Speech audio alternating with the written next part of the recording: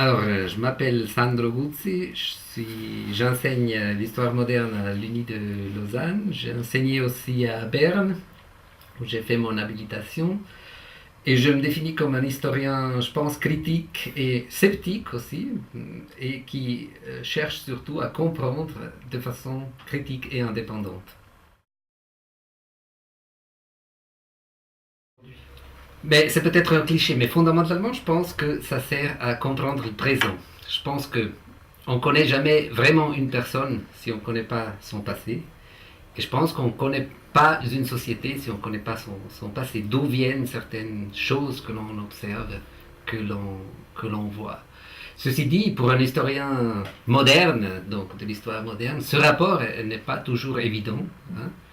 Et ce qui est un défi aussi, ce qui est l'intéressant de notre métier, c'est peut-être moins évident que pour les contemporanéistes, par exemple, mais ça nous oblige à rechercher plus en profondeur.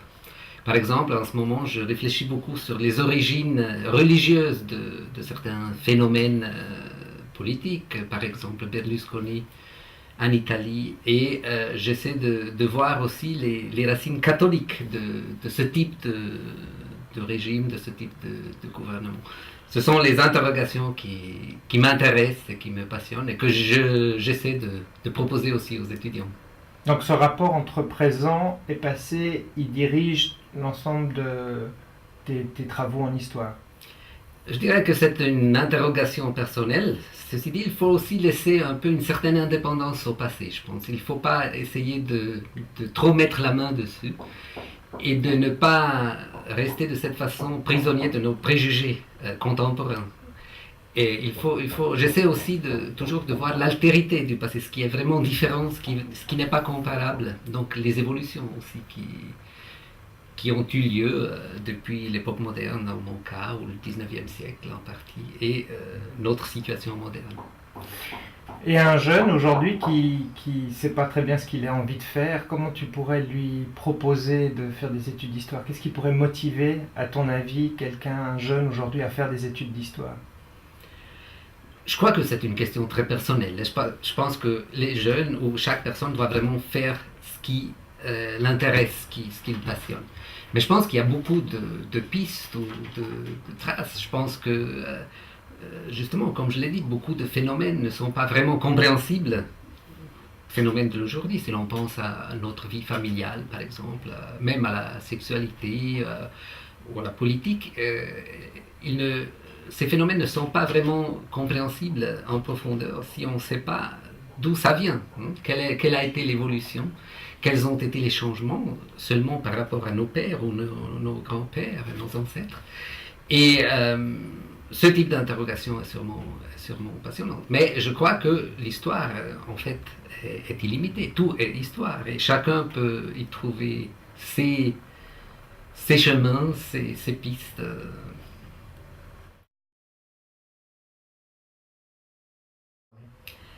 Disons, je travaille sur l'histoire moderne, mais aussi en partie sur le 19e siècle.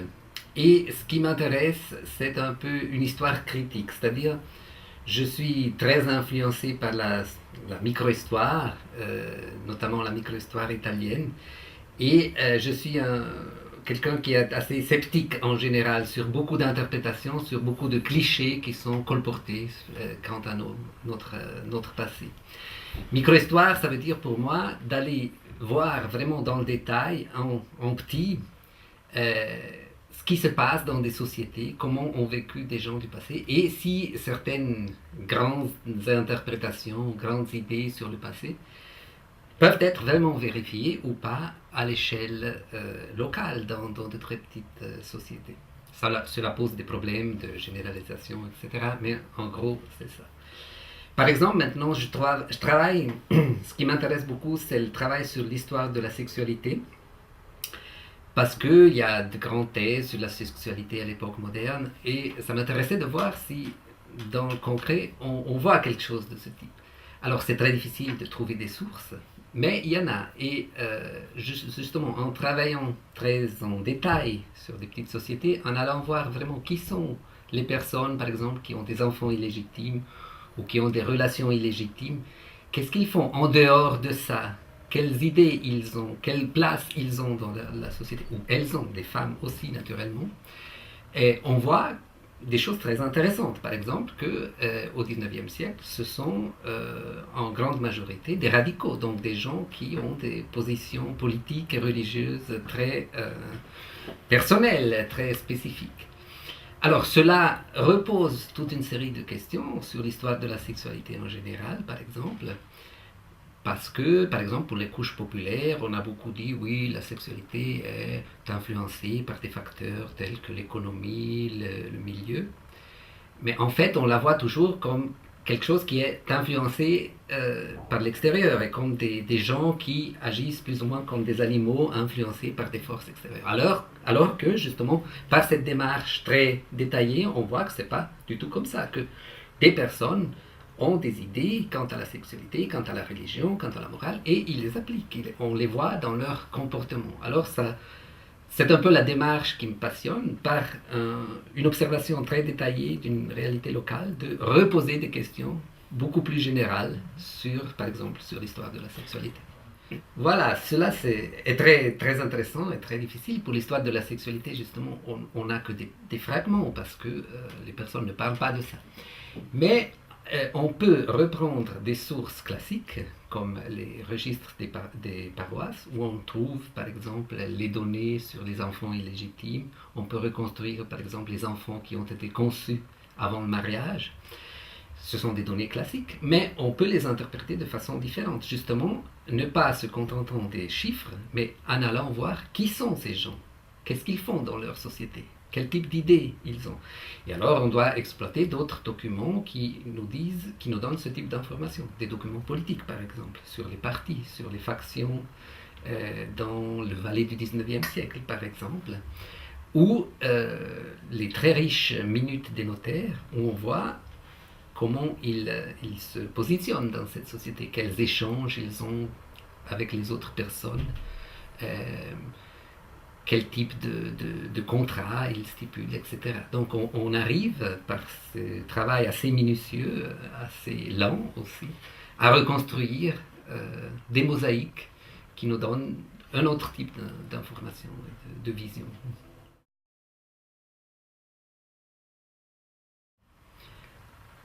Ben, c'est une question très complexe. Je crois que l'histoire suisse est passionnante parce qu'il y a vraiment des phénomènes qui sont très spécifiques et intéressants pour la Suisse.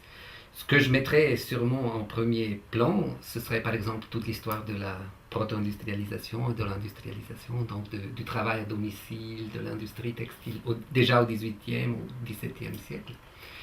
C'est un côté qui a été étudié, mais qui pourrait l'être davantage, je trouve, parce que c'est quelque chose qui est très important pour la réalité, pour le présent aussi de la Suisse.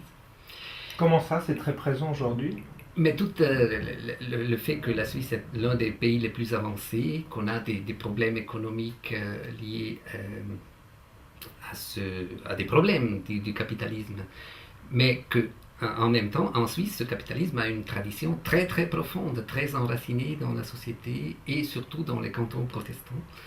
Et cela donne à la Suisse une dimension qui est particulière par rapport à d'autres pays, l'Italie ou l'Espagne par exemple. Et l'autre chantier qui me paraît absolument passionnant pour la Suisse, mais sous-estimé, c'est justement cette coexistence de protestants et de catholiques, qui coexistent côté à côté en partie avec des conflits, mais avec aussi des collaborations. Ce qui est un laboratoire extraordinaire en Europe ou dans le monde pour étudier des problèmes de coexistence religieuse, là aussi, un problème très actuel avec l'initiative sur les minarets, etc. Alors là, on a vraiment une mine qu'on devrait exploiter davantage. Voilà, si j'étais éditeur, je mettrais ça au centre, entre autres au centre du projet. Et sur les origines de cette Suisse contemporaine, alors tu les fais remonter au XVIIe et XVIIIe siècle. Tu commencerais à ce moment-là, une histoire suisse. Je pense que chaque périodisation est arbitraire et subjective. Si on remonte aux origines vraiment du capitalisme ou des activités marchandes, on doit remonter bien sûr au Moyen-Âge, on doit prendre en compte la réforme justement beaucoup. beaucoup de facteurs. Mais je pense qu'au XVIIe et XVIIIe siècle, il se passe quelque chose de très, très important avec une première vague de globalisation, on pourrait dire.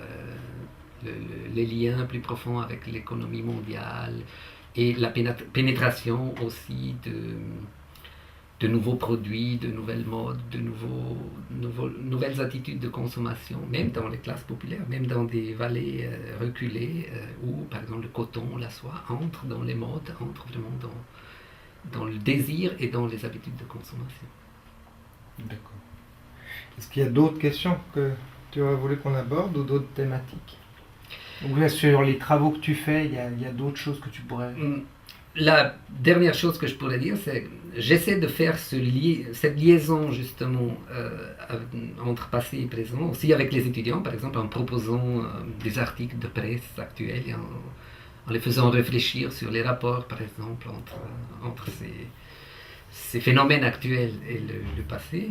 Par exemple, c'est pas sur les émeutes de banlieue et les émeutes de l'ancien régime, ou bien justement sur des régimes politiques actuels et les racines religieuses que je fais maintenant.